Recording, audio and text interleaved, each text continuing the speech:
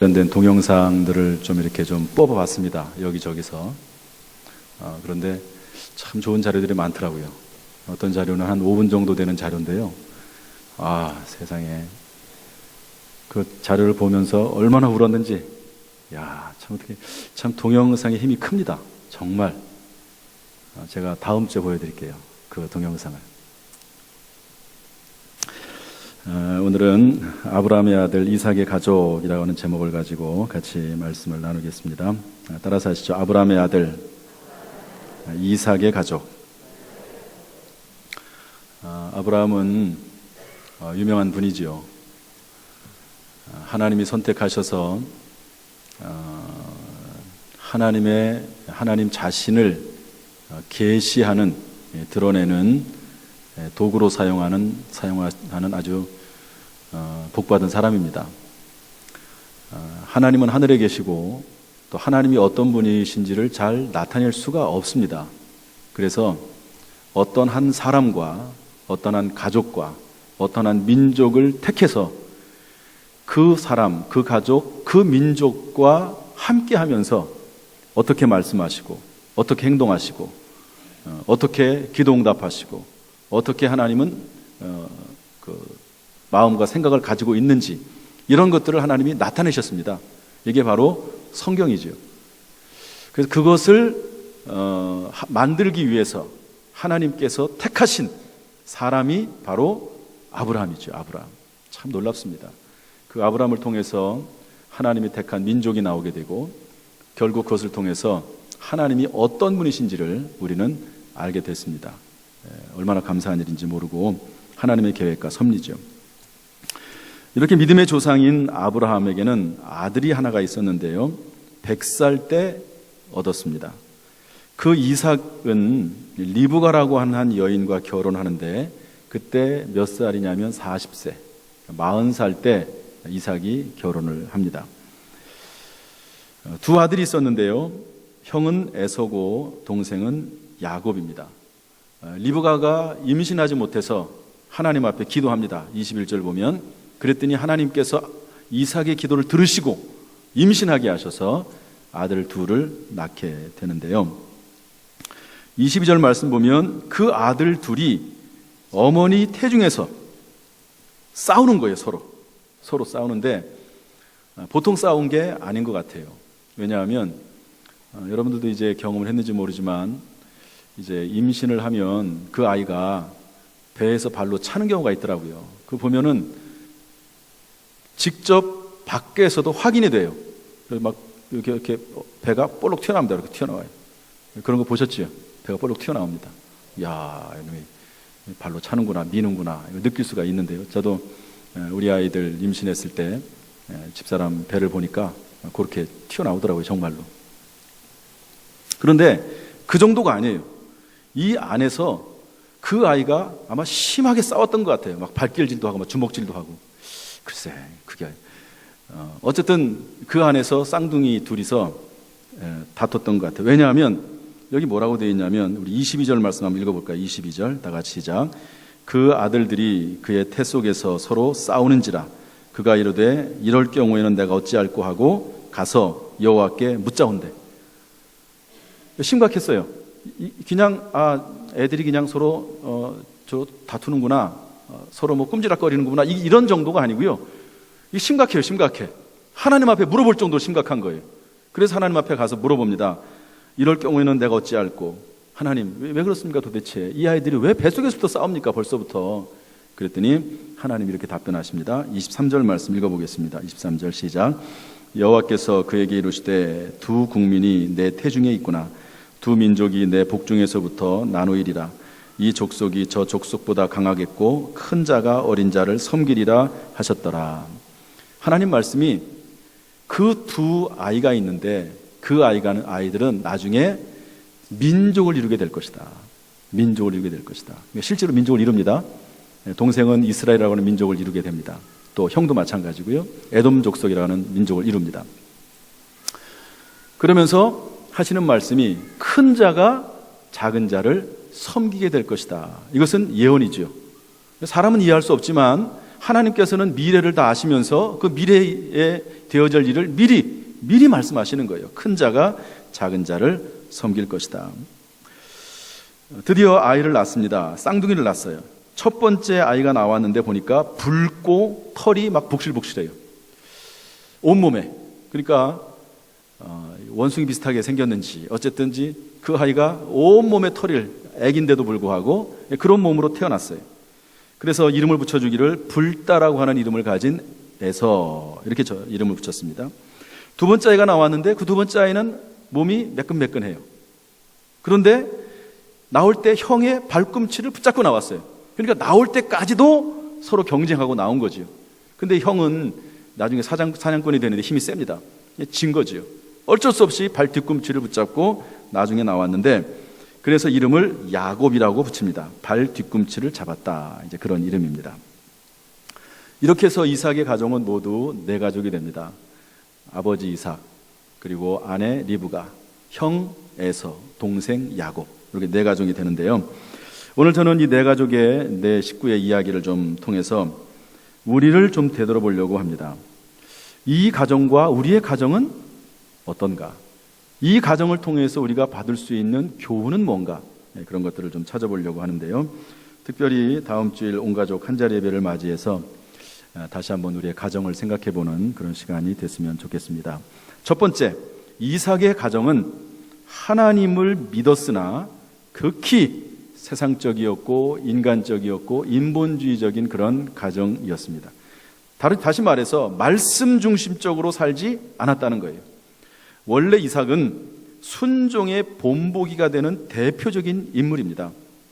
아버지 아브라함이 100살 때 이삭을 얻었는데 하나님께서 아브라함에게 그 이삭을 바치라는 거예요. 모리아 산에 가서 번제물로 드리라고 하는 겁니다. 번제물은 뭐냐면 그 아이를 죽여서 껍질을 벗겨서 각을 떠서, 즉 뼈와 살을 발라내서 그것을 태워가지고 하나님 앞에 드리는 게 번제물이거든요. 짐승이나 예를 들어서 뭐 소나 양이나 염소가 아니라 사람을, 아들을 그렇게 바치라는 거예요. 있을 수 없는 일이죠. 그런데 하나님이 아브라함에게 그걸 요구합니다. 그러니까 아브라함이 고민하다가 그 다음날 아침 그 아들을 데리고 모리아 산으로 갑니다. 그래서 번제로 드리기로 마음 먹고 드리게 되는데요. 아브라함이 순종하지요. 그런데 이 당시 아브라함의 나이가 110살 이상입니다. 많게 잡으면 120살까지 됩니다. 이 아이는 12살에서 한 20살 정도 되는 아주 정말 그런 그 움직임이 빠른 그런 아이거든요. 그러니까 이삭이 그 할아버지 된 아버지가 만약에 자기를 잡아 죽이려고 하면 도망가려면 언제든 도망갈 수 있습니다. 그런데 아버지가 자기를 묶을 때 가만히 있습니다. 아버지가 자기를 잡아 죽이려고 할 때도 가만히 있습니다. 그냥 죽는 거예요. 아버지 뜻에 따라 순종하는 거죠. 그런 사람이 아브라함이고 이삭이었습니다. 이삭. 그런데 언제부터 문제가 생기기 시작하냐면 장자권 문제가 불거지면서 가족 간에 알력이 생기고 긴장이 생기고 불화가 시작이 됩니다. 장자권. 당시 장자권은 가족 전체의 대표권이고 주도권이고 가문을 계승하고 재산권을 가질 수 있고 가정의 제사장인 역할, 즉 영적인 역할을 하는 아주 중요한 그러한 자리가 가장의 역할이거든요. 장자권입니다. 당시의 관습에 따르면 당연히 장자권은 장자인 에서에게 있습니다. 에서에게 있어요. 그런데 하나님께서는 아브라함에게 뭐라고 말씀했냐면 예언하시기를 큰 아이가 작은 아이를 섬길 것이다. 이렇게 얘기를 했습니다. 그러니까 이게 뭔가 순서가 안 맞아요. 하나님의 말씀과 일반적인 세상의 그런 부분이 좀 다릅니다. 그러면 어떻게 해야 될까요? 당연히 하나님의 말씀을 따라야 됐겠죠. 그런데 그렇게 하지 않습니다. 오늘 저는 이 말씀 속에서 먼저 어떻게 가족들이 모두 세상적이었나, 하나님의 뜻과 방법에 따르지 않고 인간적으로 무질서하게 감정적으로 행동을 했는지 그 내용을 좀 살펴보려고 합니다. 첫 번째로 아버지 이삭은 어떻게 했습니까? 하나님의 말씀이 둘째 아이에게 장자권이, 즉 다시 말해서 대표권이 있다는 것을 알매도 불구하고 그 절차를 밟지 않았습니다. 왜냐하면 아버지는요, 에서는 사냥꾼인데 에서가 사냥한 고기를 좋아했습니다. 그래서 하나님의 말씀을 망각하고 에서를 편애했습니다. 창세기 25장 28절 말씀입니다. 마땅히 야곱에게 영적 권위를 부여하고 가족의 대표권을 상속하는 일을 해야 되는데 아버지 이삭은 하지 않았어요. 하나님의 말씀에서 벗어난 것이죠. 자기 멋대로 행한 겁니다. 두 번째, 어머니 리브가인데요. 어머니 리브가도 마찬가지입니다. 어머니 리브가는 둘째 아들을 편애했는데요. 왜냐하면 둘째 아들 야곱은 조용한 성격을 가지고 있습니다. 그리고 장막에 거하기를 좋아했어요. 장막에서 일을 많이 하는 어머니 입장에서는 둘째 아들은 옆에 항상 있으면서 일을 도와주기도 하고 심부름을 하기도 하고 말도 잘 듣고 애가 조용조용하고, 그러니까 둘째 아들이 좋았어요. 둘째 아들을 편애했습니다. 그리고 그 둘째 아들을 편애해서 큰 아들이 축복을 받는 것 대신에 이 둘째 아들이 축복을 받도록 그렇게 이끌어갔습니다. 그래서 아버지 이삭을 속이고, 아버지 눈이 이제 늙어가지고 어두워질 때 아들 보고, 이 둘째 아들 보고 형을 형처럼 속여가지고 여기다 막 털도 붙이고 냄새도 막 나게 하고 이래가지고 대신 형 대신 축복을 받아라. 그랬더니 동생이 뭐라고 그러죠? 엄마 그거 안 돼. 그러다가 저주받아. 그러면 안 돼. 그랬더니 엄마가 뭐라고 그러죠? 리브가가 그 모든 저주는 내가 받을 테니까 너는 염려하지 말고 그대로 해. 그렇게 엄마가 얘기합니다. 아버지를 속인 겁니다. 아들로 하여금 속이도록 그렇게 만들어 놓는 거죠.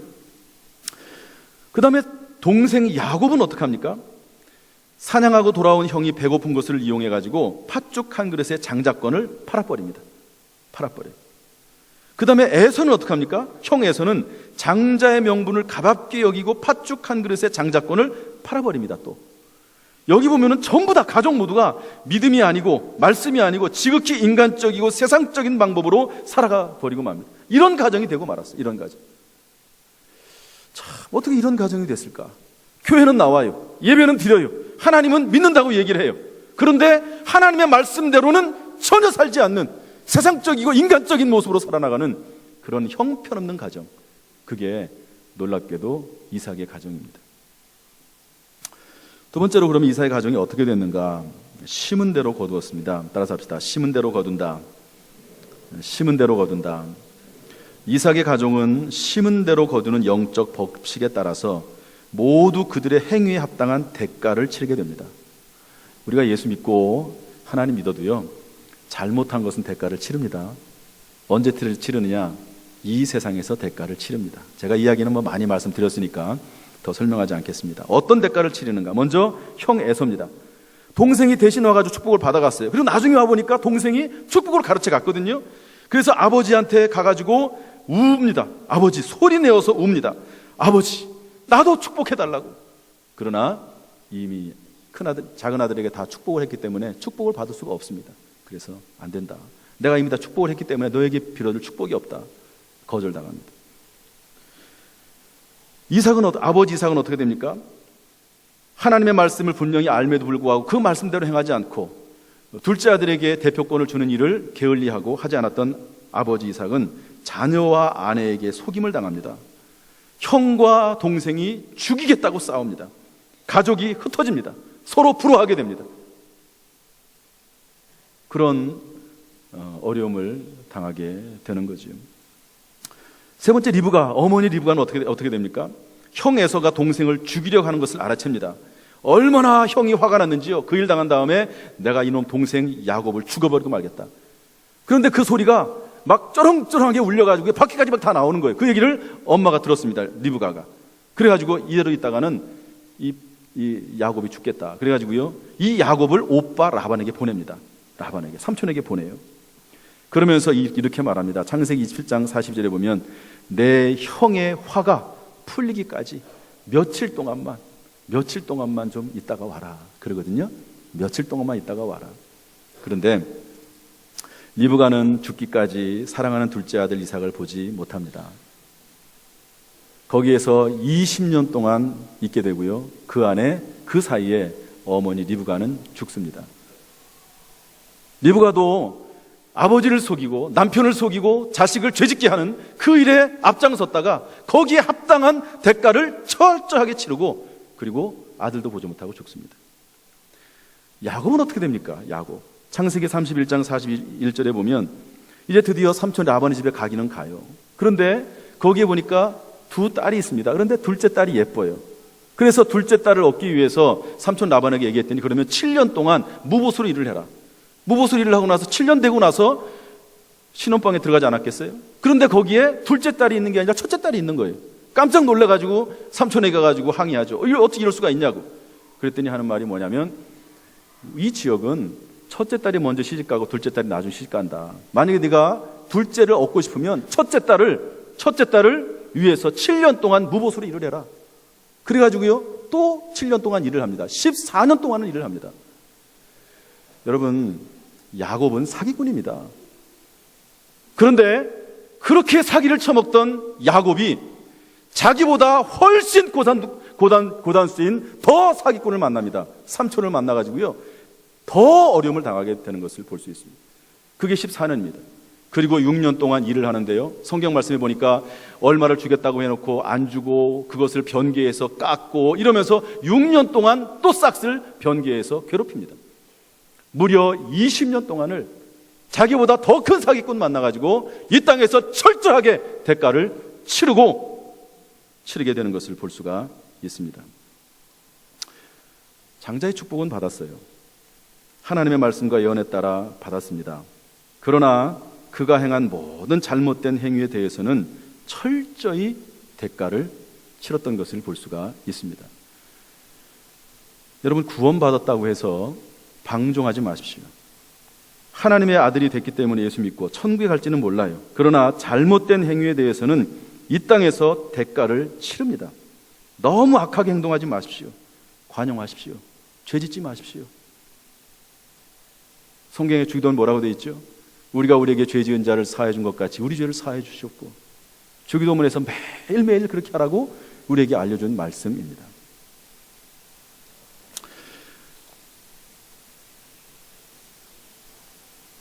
그런데 세 번째로 다행인 게 하나가 있어요. 그게 뭐냐면 가장인 이삭이 하나님의 말씀을 깨닫고 회개했다는 거예요. 하나님의 말씀에 따라 제자리를 찾았다는 겁니다. 이삭은 에서가 뒤늦게 달려와가지고 울며불면서 축복해달라고 매달릴 때 단호하게 거절합니다. 손을 딱 그어버립니다. 왜 그런지 아십니까? 이제 하나님 말씀을 깨달았어요. 하나님의 계획과 섭리는 큰아들이 아니고 둘째 아들이었구나. 그래서 내가 둘째 아들에게 축복하는 것이 하나님의 뜻이구나. 그래서 둘째 아들을 축복합니다. 그래서 야곱이 이제 삼촌 라반의 집에 가기 전에 다시 부릅니다. 다시 불러요. 그래서 하나님의 말씀에 따라, 예언된 말씀에 따라 진정한 축복을 다시 해주게 되는데요, 우리 창세기 28장 1절부터 4절 말씀 한번 보겠습니다. 다 찾아보시죠. 창세기 28장 1절부터 4절 말씀 40년입니다. 우리 다 같이 한번 읽어보겠습니다. 좀 길지만 다 같이 시작. 이삭이 야곱을 불러 그에게 축복하고 또 당부하여 이르되 너는 가나안 사람의 딸들 중에서 아내를 맞이하지 말고 일어나 밧단 아람으로 가서 내 외조부 부두엘의 집에 이르러 거기서 내 외삼촌 라반의 딸 중에서 아내를 맞이하라. 전능하신 하나님이 내게 복을 주시어 내가 생육하고 번성하게 하여 내가 여러 족속을 이루게 하시고 아브라함에게 허락하신 복을 내게 주시되 너와 함께 내 자손에게도 주사 하나님이 아브라함에게 주신 땅 곧 내가 거류하는 땅을 내가 차지하게 하시기를 원하노라. 아버지 이삭이 둘째 아들 야곱을 불러요. 그리고 축복합니다. 당부합니다. 뭐라고 당부하냐면 너는 가나안 사람의 딸들 중에서 아내를 맞이하지 말고, 너는 결혼할 때 이방 여자하고 결혼하지 말아라. 오늘날로 말하면 믿지 않는 여자나 믿지 않는 남자와 결혼하지 말아라. 왜 그러냐면요, 어머니 리브가도 그렇고 아버지도 그렇고 큰아들 에서가 이방 여자하고 결혼했어요. 그런데 그게 마음에 걸리는 거예요. 왜 이방 여자하고 결혼하나? 믿지 않는 여자랑 결혼을 하나? 걸려가지고 마음에 부담이 돼가지고 축복이 안 되는 거예요. 아들인데도 불구하고 축복이 안 돼. 마음에 축복이 안 되는 거예요. 그래서 그걸 당부를 합니다. 그 다음에는 전능하신 하나님이 내게 복을 주시어 내가 생육하고 번성하기를 원한다. 이것은 이 세상에서 누리는 축복을 하는 겁니다. 이 세상에서 이런 복을 받기를 원한다. 세 번째로 아브라함에게 허락하신 복을 내게 주시되, 이것은 믿음의 계보를 잇는, 아브라함의 믿음의 계보를 잇는 복에 대해서 축복하는 것이고 신령한 복을 축복하는 겁니다. 이걸 보면 이제 이삭이 드디어 하나님의 말씀을 깨닫고 회개하고 야곱에게 제대로 축복을 하는 거죠. 권면하고 당부하는 겁니다. 하늘의 복과 땅의 복을 축복하는 것을 볼 수가 있습니다. 참 감사한 일이고 나중에 깨달아서 이렇게 된 것이 얼마나 다행인지 모릅니다. 제가 짧은 시간이지만 이삭이라고 하는 한 가정에 대해서 말씀을 드렸습니다. 신앙생활은 하지만 지극히 세상적인 그런 삶, 그래서 하나님이 심은 대로 거두게 하는 그런 가정. 그러나 나중에 그래도 깨달은 가정. 그래서 깨달았다고 여러분 하나님의 심판이 없는 게 아니에요. 깨닫고 이삭을, 아들을 보내긴 하지만 아들은 20년 동안 고생합니다. 자기보다 더 큰 사기꾼 만나가지고 고생하지요. 여러분 오늘 이 말씀 속에서 여러분 어떤 것을 깨닫습니까? 여러분 성경은 우리에게 주신 말씀입니다. 우리에게 주신 말씀이거든요. 성경 말씀 읽고 옆 사람 생각하고 다른 사람 생각하면 안 됩니다. 이 말씀이 도대체 나에게 주는 의미는 뭔가? 여러분 말씀 속에서 깨닫기를 주님의 이름으로 축복합니다. 저는 일반적인 이 말씀을 가지고 일반적으로 주는 그런 부분만 두 가지 말씀을 드리겠습니다. 첫 번째로 하나님의 뜻에 따르는 가정을 만들어야 된다 하는 것입니다. 하나님의 뜻은 뭡니까? 첫째에게 장자지만 그러나 하나님의 뜻은 차자에게 있다. 이것이 하나님의 뜻이라면 그 하나님의 뜻에 따라 내 생각을 바꾸고 내가 비록 큰아들이 좋긴 하지만 그럼에도 불구하고 하나님의 뜻에 따라 둘째 아들에게 장자권을 주는 것이 맞습니다. 가족의 대표권을 주는 것이 옳습니다. 쉽지는 않지요. 그러나 그렇게 만들어 가야 됩니다. 그렇게 기도를 해야 됩니다. 이런 일들이 단순히 성경에만 있는 게 아니라 세상도 그렇습니다. 여러분 부모가 원하는 게 있으면 자녀들은 부모의 뜻에 따르려고 애를 쓰지요.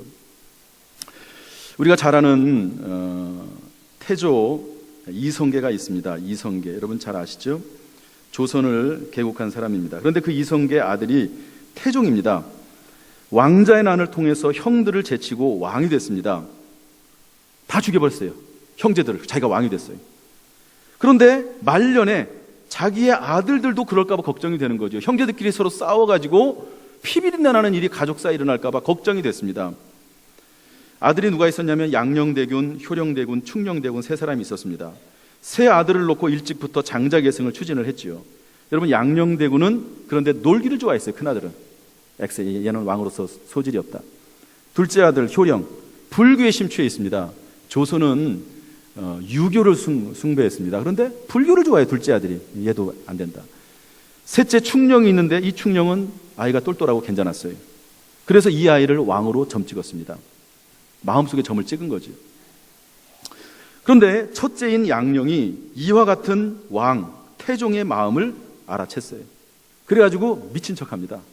나는 왕이 될 자격이 없다. 나는 왕이 되기 싫다. 그런 의미죠. 미친 척을 했어요.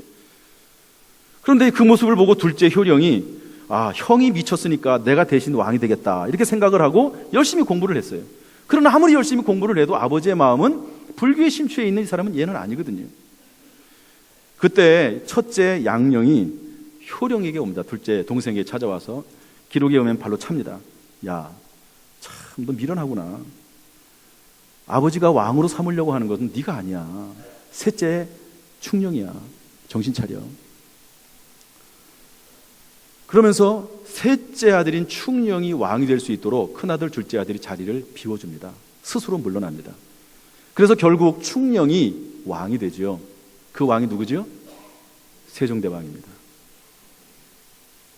세상에서도 아버지의 뜻이 있으면 그 아버지의 뜻을 따라 행하려고 하는 것이 마땅한 자녀의 도리입니다.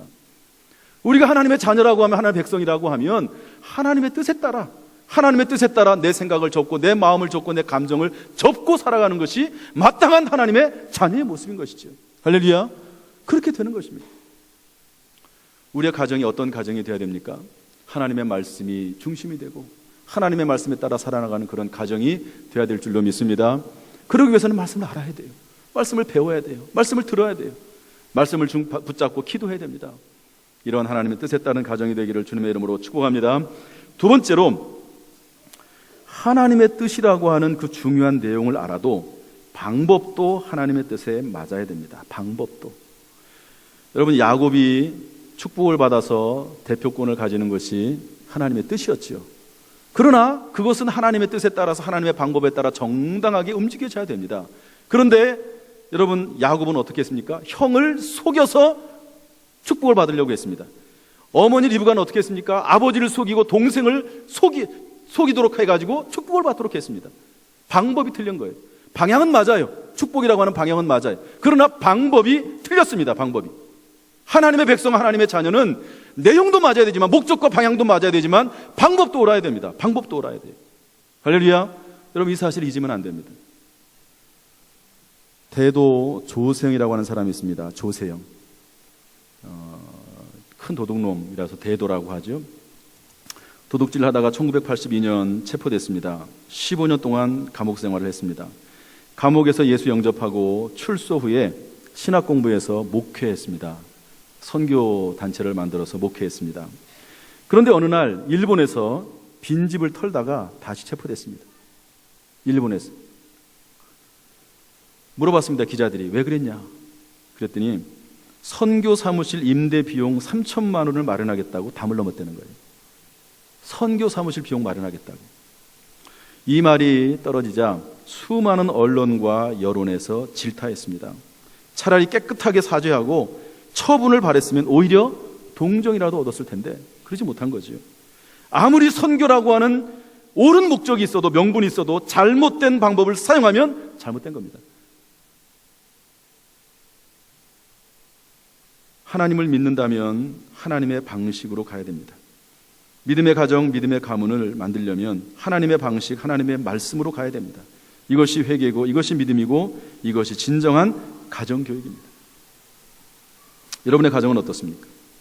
하나님의 방식, 하나님의 말씀으로 위대한 가정, 위대한 가문을 만드는 우리 복된 성도들 다 될 수 있기를 주님의 이름으로 축복합니다. 축복합니다. 기도하겠습니다.